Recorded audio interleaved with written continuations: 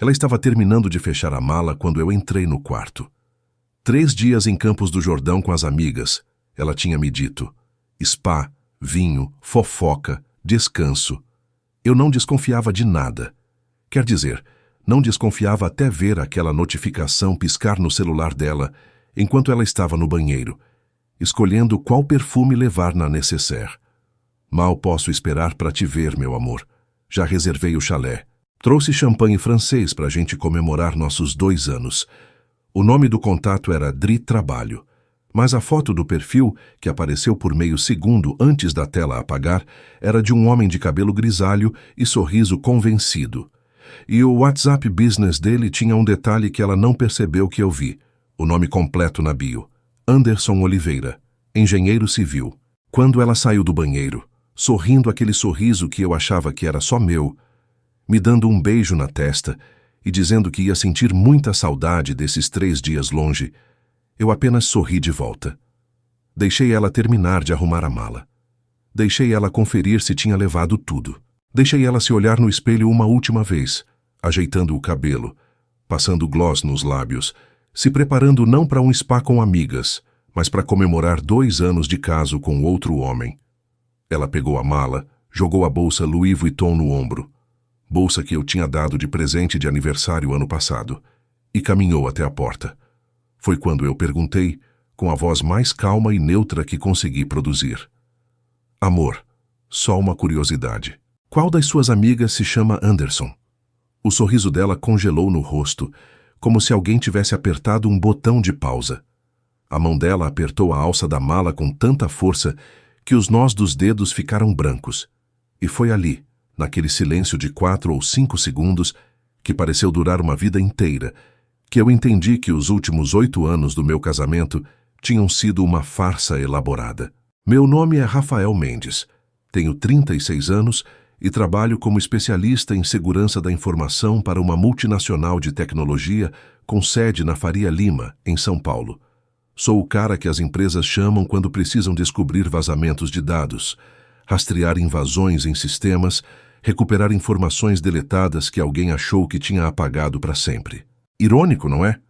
Eu passava os dias protegendo os segredos corporativos dos outros, descobrindo fraudes digitais, rastreando criminosos virtuais, enquanto minha própria esposa mantinha uma vida paralela inteira debaixo do meu nariz, no celular que ficava a menos de 1 metro de mim toda noite.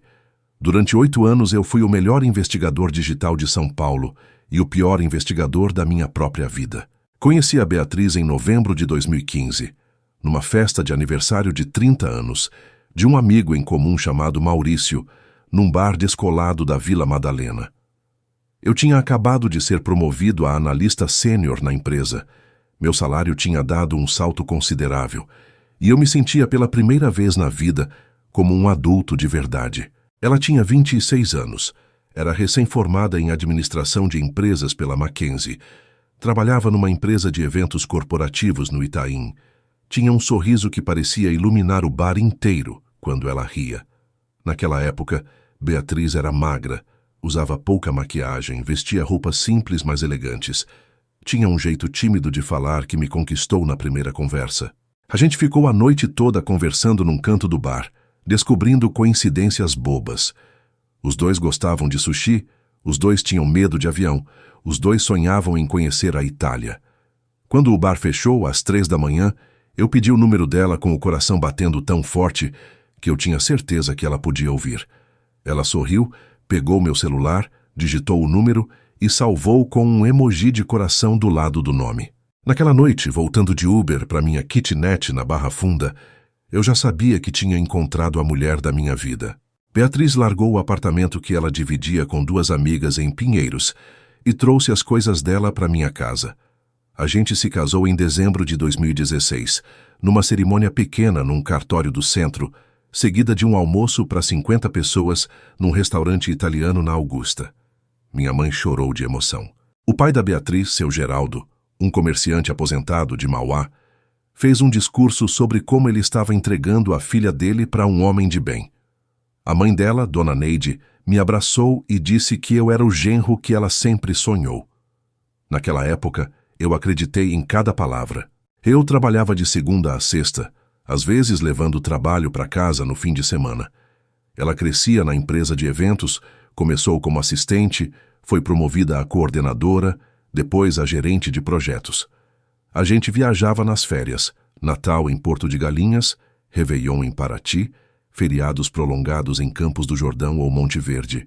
Jantava fora todo sábado, geralmente em restaurantes japoneses, que era a paixão dela. Íamos ao cinema quase toda semana. Fazíamos compras juntos no supermercado domingo de manhã. Era uma vida de casal de comercial de margarina, e eu não via nada de errado nisso. 220 metros quadrados, 3 suítes, varanda gourmet com vista para a cidade, 2 vagas de garagem. O prédio tinha academia, piscina, salão de festas. Era o tipo de lugar onde eu achava que só gente rica morava. E, de repente, eu era essa gente. Beatriz ficou louca com o apartamento. Passou meses decorando, contratou uma arquiteta de interiores, escolheu cada móvel, cada quadro, cada planta. O apartamento ficou digno de capa de revista. E eu, ingenuamente, achava que ela estava investindo na nossa casa, no nosso futuro, na família que a gente ia construir. Depois, quando já estávamos estáveis, ela disse que queria primeiro crescer mais na carreira, que não era hora de engravidar, que filho demandava muito tempo e ela não podia desacelerar agora. Eu entendia. Eu sempre entendia. Sempre relevava. Sempre esperava. Quando completamos 5 anos de casamento, eu toquei no assunto de novo. Ela desconversou. Disse que a gente podia pensar nisso mais pra frente, que ela não se sentia pronta, que talvez daqui a 2 anos. Mais 2 anos passaram e o assunto continuava no mesmo lugar. Eu comecei a perceber que os filhos nunca iam vir, mas não tive coragem de confrontar a realidade. Era mais fácil continuar fingindo que estava tudo bem. Beatriz foi ficando mais distante, mais fria, mais ausente. No começo eram coisas sutis que eu nem notava. Ela passou a trabalhar até mais tarde, chegando em casa às 10, 11 da noite, alegando que os eventos corporativos exigiam isso. Passou a viajar mais a trabalho. São Paulo para Rio, para Belo Horizonte, para Curitiba, sempre para acompanhar eventos de clientes importantes. Passou a cuidar mais da aparência, frequentar a academia todo dia, fazer procedimentos estéticos que antes ela achava frescura, comprar roupas caras, bolsas de grife, sapatos importados. Eu achava que era só ela se sentindo mais confiante, curtindo o padrão de vida novo. Não me passava pela cabeça que ela estava se arrumando para outro homem. Dona Helena tem 72 anos. É viúva há 8. Mora sozinha num apartamento em Santo André, onde eu cresci. E tem aquele instinto materno que parece enxergar através das paredes. Num almoço de domingo na casa dela, enquanto Beatriz estava no banheiro retocando a maquiagem, minha mãe me puxou para o canto da cozinha, segurou minha mão e disse baixinho: "Filho, me desculpa me meter, mas eu preciso falar. Essa mulher não te olha mais do mesmo jeito. O sorriso dela quando ela fala com você é diferente do sorriso dela quando ela olha para o celular. Presta atenção. Cuidado." Eu fiquei bravo. Defendi a Beatriz com unhas e dentes. Disse que minha mãe estava vendo coisa onde não tinha, que o casamento estava ótimo, que era só estresse de trabalho. Minha mãe não discutiu, só balançou a cabeça devagar e disse: "Tá bom, filho, espero que eu esteja errada." Ela não estava.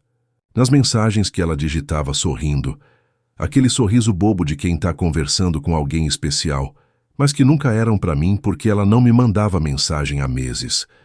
Nos perfumes novos que apareciam na penteadeira, caros, importados, de marcas que eu nunca tinha ouvido falar. Nas roupas íntimas novas que ela comprava, mas que eu nunca via ela usando, pelo menos não para mim. Nas idas à academia, que agora eram todo dia, às vezes 2 vezes por dia, e ela voltava com o cabelo molhado de banho, cheirando a shampoo diferente do que a gente tinha em casa. Inventava explicações inocentes. O celular virado? Ela estava evitando distração. As ligações em particular. Clientes chatos que ela não queria que eu ouvisse. Os perfumes novos. Ela estava se cuidando mais e isso era bom. A academia obsessiva. Saúde em primeiro lugar. Eu era um gênio em me enganar. Era uma quinta-feira. Eu tinha chegado mais cedo do trabalho porque estava com dor de cabeça. Beatriz tinha avisado que ia ter uma reunião com o cliente e chegaria tarde. Eu tomei um remédio, deitei no sofá, coloquei um documentário na TV e cochilei. Acordei umas 11 da noite com o barulho dela chegando. Ela foi direto para o banheiro tomar banho, sem nem me cumprimentar direito, só um "Oi, amor" de passagem. O celular dela ficou em cima da mesinha de centro, a menos de meio metro de mim, e tocou. Hoje foi difícil ficar longe de você. Amanhã a gente se vê. Sonha comigo. O celular bloqueou a tela. Eu fiquei paralisado no sofá, com o coração disparado, as mãos suando, um zumbido nos ouvidos. Aquilo não era mensagem de amiga. Aquilo não era linguagem de trabalho. Aquilo era caso. Mas alguma coisa me segurou. Talvez fosse o profissional em mim, aquele que trabalha com investigação e sabe que a acusação prematura sem provas concretas só dá munição para o outro lado. Talvez fosse medo de estar errado, de ter interpretado mal, de destruir meu casamento por causa de uma mensagem ambígua. Ou talvez, no fundo, eu soubesse que não era ambígua coisa nenhuma e só precisava de tempo para processar a devastação que estava por vir. Quando Beatriz saiu do banheiro enrolada na toalha, eu fingi que ainda estava cochilando. Ela pegou o celular, conferiu as mensagens, sorriu de leve, aquele sorriso que eu agora reconhecia, e foi para o quarto se trocar. Eu fiquei no sofá mais uma hora, processando. Depois fui para o quarto. Deitei do lado dela, que já estava dormindo ou fingindo dormir, e passei a noite inteira olhando para o teto, montando um plano. No dia seguinte, agi normalmente. Café da manhã, beijo de despedida. Tenha um bom dia, amor. Ela saiu para trabalho. Eu fui para o meu escritório. Mas em vez de focar nos relatórios de segurança que eu tinha para fazer, passei o dia pesquisando. Primeiro, tentei descobrir quem era Dri Trabalho. O nome podia ser diminutivo de Adriana, Andressa, Andréia. Ou podia ser abreviação de Anderson. Entrei no LinkedIn e procurei todos os contatos profissionais da Beatriz. Fornecedores, clientes, parceiros de eventos. Achei 3 Andersons. Um era fotógrafo de casamentos, outro era DJ. E o terceiro era Anderson Oliveira, diretor comercial de uma construtora média, que fazia eventos corporativos com a empresa da Beatriz. A foto dele no LinkedIn era de um homem de 40 e poucos anos, cabelo grisalho nas têmporas, sorriso de comercial de banco, aquele tipo que parece ter nascido para usar terno. Usava a mesma combinação para tudo desde que eu a conheci. 2457, a data de nascimento da mãe dela. Funcionou. Entrei no WhatsApp com o coração na garganta. Procurei o contato Dri Trabalho e encontrei. Começava em março de 2022, num tom profissional. Reuniões, orçamentos, eventos. Depois foi ficando mais pessoal. Elogios, piadas internas, bom dia e boa noite diários. Em julho de 2022, a primeira mensagem claramente romântica. Hoje foi especial. Você é especial. Não consigo parar de pensar em você. A resposta dela. Também não paro de pensar em você. Isso é loucura, né? Mas é uma loucura boa. A partir dali, escalou rapidamente. Fotos íntimas, declarações de amor, planos de encontros em motéis, hotéis, no apartamento dele em Alphaville, quando a esposa dele viajava. Sim, ele também era casado. Mensagens de saudade, de desejo, de cumplicidade. Ele a chamava de minha princesa, amor da minha vida, mulher dos meus sonhos. Ela o chamava de meu amor, meu homem, a melhor coisa que aconteceu na minha vida. Enquanto eu chegava do trabalho achando que tinha uma esposa me esperando, ela estava trocando mensagens com o amante. Enquanto eu planejava nossas férias, ela planejava encontros escondidos. Enquanto eu pensava em filhos, ela pensava em futuro com outro homem. Nas mensagens mais recentes, eles discutiam o futuro.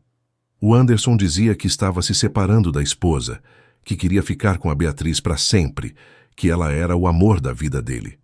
E ela respondia que também queria isso, mas precisava ser inteligente. Precisava esperar o momento certo para pedir o divórcio. Precisava sair do casamento bem, o que no vocabulário dela significava levar metade de tudo que eu tinha construído. Ela mencionava o apartamento do Itaim, os investimentos, o carro, como se fossem dela por direito. E ele concordava, Dizia que ela merecia, que o Rafael, ela falava meu nome pro amante dela, era um bobão que não dava valor para ela, que ela merecia muito mais. Chorei de raiva, de humilhação, de tristeza, de decepção comigo mesmo por ter sido tão cego. 8 anos de casamento, 8 anos de dedicação, de amor, de esforço, para descobrir que eu era só um provedor financeiro, uma escada para ela subir até o próximo degrau quando achasse conveniente. A raiva começou a se transformar em outra coisa. Determinação, frieza, cálculo. Ela achava que eu era um bobão? Ela ia descobrir que eu era qualquer coisa menos isso. Ela queria metade do meu patrimônio? Ela ia sair desse casamento sem nada. Ela pensava que podia me enganar por 2 anos e escapar impune. Eu ia mostrar para ela o que acontece quando você tenta passar a perna num especialista em segurança da informação. No dia seguinte, marquei uma reunião com o Ricardo, meu melhor amigo desde os tempos de faculdade na USP, e atualmente um dos melhores advogados de família de São Paulo. O escritório dele fica na Paulista, num prédio comercial perto do MASP. Cheguei lá às 7 da manhã, antes do horário oficial, porque não queria correr o risco de cruzar com algum conhecido. Ricardo me recebeu com café e preocupação no olhar. Ele me conhece bem demais para não perceber que tinha algo muito errado. Mas pelo lado prático, o que você tem aqui é ouro. Traição comprovada muda completamente o cenário de qualquer processo de divórcio. Se ela entrar pedindo partilha de bens, a gente pode usar isso para derrubar as pretensões dela. No mínimo, ela perde qualquer chance de ficar com bens que foram adquiridos antes do casamento, ou com herança. E dependendo do juiz, ela pode até ter que indenizar você por danos morais. Eu precisava de documentação técnica que comprovasse a autenticidade. Segundo, eu precisava proteger meu patrimônio sem levantar suspeitas. Terceiro, eu precisava do timing certo para agir. Fazia janta quando ela chegava tarde, perguntava sobre o dia dela, via série junto no sofá, fazia amor quando ela queria. E sim, ela ainda queria, o que me dava nojo de mim mesmo, mas era necessário para não levantar suspeitas. Por dentro, eu era uma máquina de coleta de dados. O programa espelhava tudo num servidor seguro que só eu tinha acesso.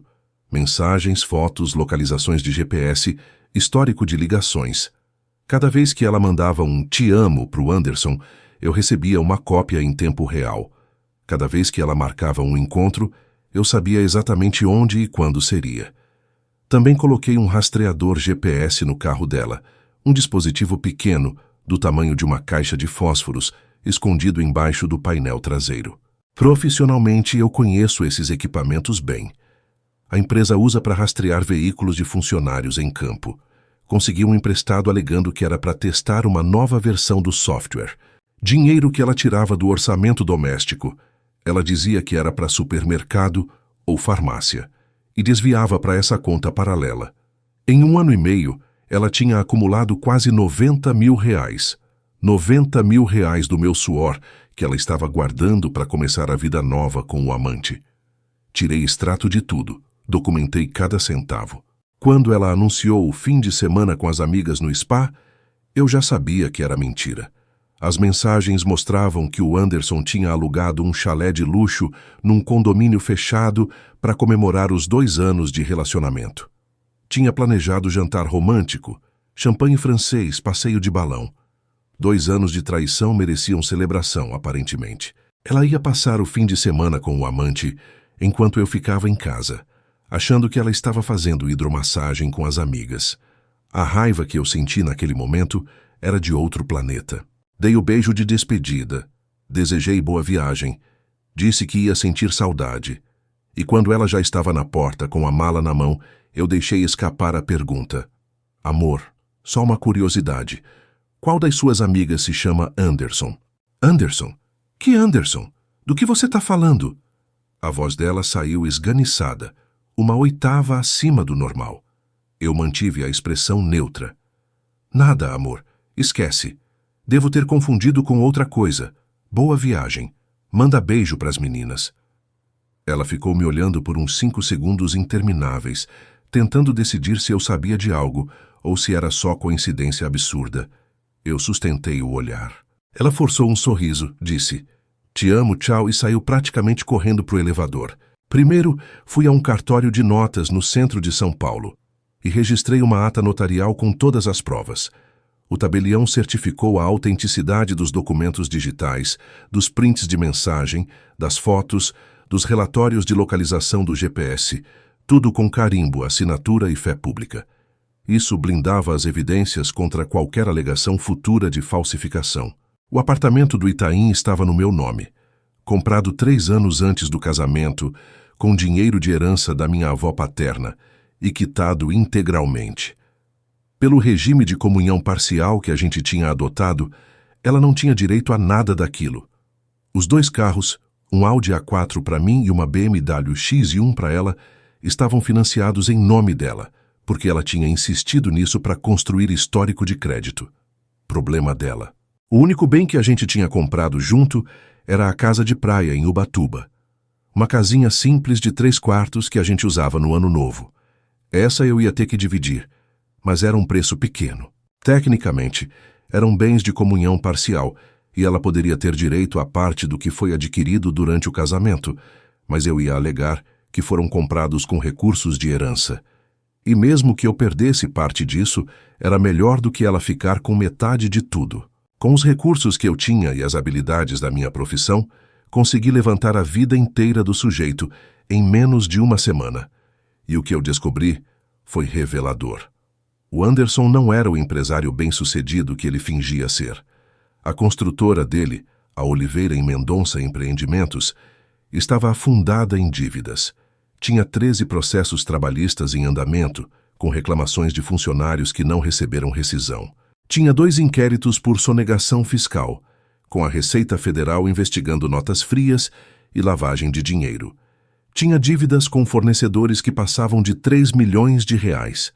O patrimônio pessoal dele, o apartamento em Alphaville, os carros de luxo, estava todo alienado fiduciariamente, ou seja, pertencia aos bancos e podia ser tomado a qualquer momento. O cara era um castelo de cartas prestes a desmoronar. E a Beatriz, na ilusão de que estava trocando de vida para melhor, estava prestes a se amarrar num naufrágio. Fuespa foi maravilhoso, as meninas mandaram beijo. Ela veio me abraçar. Eu deixei. Deixei ela me beijar, me apertar, me contar sobre as massagens relaxantes e os vinhos deliciosos e as conversas divertidas com as amigas que não existiam. Deixei ela mentir olhando nos meus olhos, sem um pingo de remorso, sem uma sombra de culpa. E quando ela terminou a performance, eu disse: "Senta, Beatriz. A gente precisa conversar." "Conversar sobre o quê?" Eu apontei para o envelope na mesa. "Abre." Ela me olhou desconfiada, mas abriu. Vi a cor sumir do rosto dela conforme ela ia passando as páginas. Os prints das mensagens, as fotos do casal no chalé, tiradas por um detetive particular que eu tinha contratado para documentar o fim de semana. Os relatórios do GPS mostrando que ela nunca tinha pisado em nenhum spa. Só no condomínio de chalés, onde o Anderson tinha a reserva.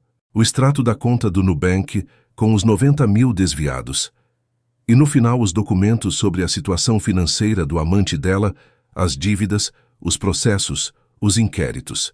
Tá tudo documentado, registrado em cartório, pronto para ser apresentado num processo judicial. Então não tenta me explicar nada, porque não existe explicação que justifique isso. É você que eu amo, sempre foi você. Eu quase ri, quase. Beatriz, eu li as mensagens, todas.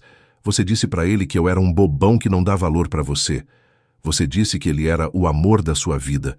Você planejou comemorar 2 anos de caso enquanto eu achava que você estava num spa. Não me trata como idiota mais uma vez. Você invadiu minha privacidade. Você leu minhas mensagens, me rastreou, contratou o detetive. Isso é crime. Meu advogado vai acabar com você. Eu deixei ela gritar. Quando ela parou para respirar, respondi calmamente: "Pode tentar. Mas antes de gastar dinheiro com advogado, dá uma olhada na última parte do dossiê. A situação financeira do seu namorado. Ele tá falido, Beatriz. Falido e prestes a ser preso por sonegação. Você largou um casamento estável para se amarrar num cara que daqui a 6 meses não vai ter onde cair morto. Ela ficaria com o carro no nome dela e as dívidas correspondentes. Eu ficaria com o apartamento do Itaim, que sempre foi meu. A casa de Ubatuba seria vendida e o valor dividido meio a meio. Ela devolveria os 90 mil desviados, corrigidos pela Selic. E não haveria pensão de nenhum dos lados. Se ela aceitasse, tudo seria rápido e discreto. Se não aceitasse, eu entraria com processo litigioso. Apresentaria todas as provas de traição e ela sairia do casamento exposta publicamente e sem direito a nada. Os meses seguintes foram os mais difíceis da minha vida. A raiva foi passando e dando lugar a uma tristeza profunda, um vazio que parecia não ter fim. Eu tinha perdido não só um casamento, mas a versão de mim mesmo que acreditava em amor, em confiança, em futuro. Comecei a fazer terapia, 2 vezes por semana com uma psicóloga nos Jardins que uma colega de trabalho indicou. Foi duro. Revivi cada momento, cada sinal que eu ignorei, cada mentira que eu engoli. Mas aos poucos fui entendendo que a culpa não era minha. Eu não errei em confiar. Ela errou em trair. Cores diferentes, estilo diferente, energia diferente. Quando a reforma terminou 3 meses depois, eu entrei num apartamento que era só meu, que não tinha fantasmas, que não tinha memórias. Aos poucos a vida foi voltando. Diferente, menor, mais solitária. Mas minha. A empresa dele tinha sido fechada. Os bens bloqueados, as contas congeladas. Na imagem ele aparecia sendo conduzido por agentes federais, de algema, a cara de empresário bem-sucedido, substituída pelo desespero de quem viu a vida desmoronar. O apartamento onde eu estava morando era dele. Fui despejada. Não tenho para onde ir. Por favor. Pelos 8 anos que a gente viveu junto. Por favor. Ela teve que voltar para a casa da mãe em Mauá.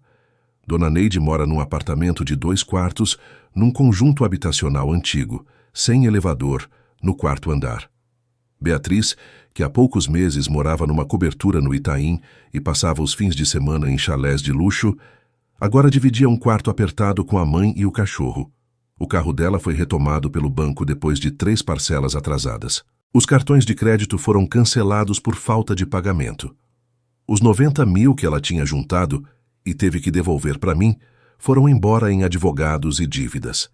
Ela conseguiu um emprego como assistente administrativa numa empresa de eventos menor, ganhando 1/3 do que ganhava antes. A vida de princesa acabou. E a culpa foi toda dela. Conheci uma mulher chamada Fernanda, num curso de fotografia que eu resolvi fazer por hobby. Ela é arquiteta, tem 34 anos, é divorciada também. O ex-marido dela foi embora com a secretária, história parecida. A gente se entendeu de um jeito que eu não achei que fosse possível depois de tudo que passei. Fernanda é o oposto da Beatriz. Transparente, direta, honesta às vezes até demais. O celular dela vive jogado em qualquer canto, sem senha, sem segredos. Quando ela vai viajar, eu sei exatamente para onde, com quem e por quanto tempo. Não porque eu exija, porque ela faz questão de contar. Certo, filho, essa sim. E pela primeira vez em muito tempo, eu concordei com minha mãe sem reservas. O que eu aprendi com tudo isso? Que confiança é importante, mas atenção também. Que ignorar sinais claros não é ser confiante, é ser covarde. Que quando alguém te mostra quem realmente é, você tem que acreditar na primeira vez. E que vingança fria, bem planejada, é muito mais satisfatória do que qualquer explosão emocional. Beatriz na porta, mala na mão, sorriso de quem achava que ia me enganar mais uma vez. A pergunta: qual das suas amigas se chama Anderson? E o silêncio. Aqueles segundos eternos em que o casamento de 8 anos morreu entre nós dois. O Anderson, segundo a última notícia que eu vi, pegou 6 anos de prisão em regime fechado e ainda responde a outros processos. A Beatriz, segundo os amigos em comum, está namorando um cara que conheceu no Tinder, um vendedor de carros usados de Santo André. Ela posta no Instagram fotos editadas tentando parecer feliz, sempre com legendas sobre recomeço e força feminina. Os amigos dela dos tempos de Itaim sumiram todos. Ninguém quer se associar com a ex-amante de um preso. Não foi ela ter perdido tudo. Não foi nem o Anderson ter ido preso. A maior vingança é isso aqui. Eu construí uma vida melhor, mais honesta, mais feliz, enquanto ela colheu exatamente o que plantou. Para se sua esposa disser que vai viajar com as amigas, presta atenção nos nomes. Anderson,